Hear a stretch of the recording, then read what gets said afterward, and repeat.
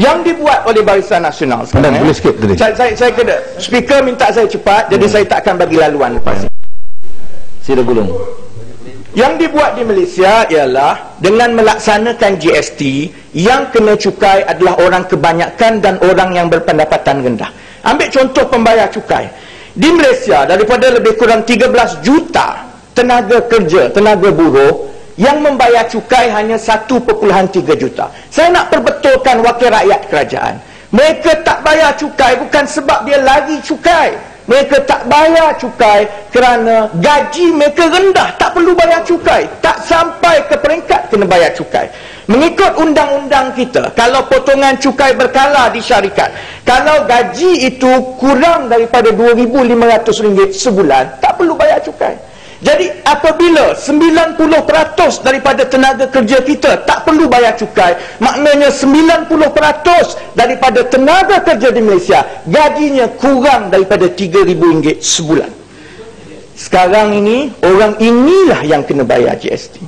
Mereka yang sebelum ini memang tak cukup nak makan pun, tak payah nak cerita pasal cukai, sekarang kena bayar cukai. Yang kedua, bukan saja orang yang bekerja tapi gaji tak cukup kena bayar cukai, orang yang tak kerja pun kena bayar cukai. Orang pencen kena bayar cukai. Pelajar kena bayar cukai. Orang kurang upaya bayar cukai. Suri rumah bayar cukai.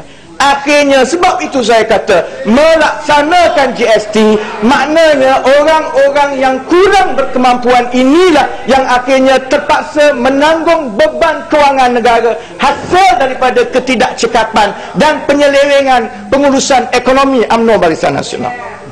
Ya, cukup. Okey, jadi ada 2 minit je lagi. Cukup. Dah sebab habis. Justin sebelum saya tadi dia ambil masa lama. Saya minta 2-3 minit lagi. Baik. Saya juga nak sebut tentang yang kononnya apabila GST ini dilaksanakan, dia tak naik harga, hanya naik harga 2 tahun pertama. Yang disebut oleh menteri dan juga orang lain berkali-kali ialah angka inflasi, kadar kenaikan harga. Dalam tahun pertama dilaksanakan GST, angka itu selalunya naik sampai 8% kalau di Australia. Maknanya kenaikan harga dalam tahun pertama naik mendadak 8%. Bila menteri kata dia akan turun, yang turun itu bukan harga, yang turun itu ialah kadar kenaikan harga lepas itu. Maknanya kalau tahun pertama naik 8%, roti daripada RM2 naik RM2.50 pada inflasi pada tahun pertama.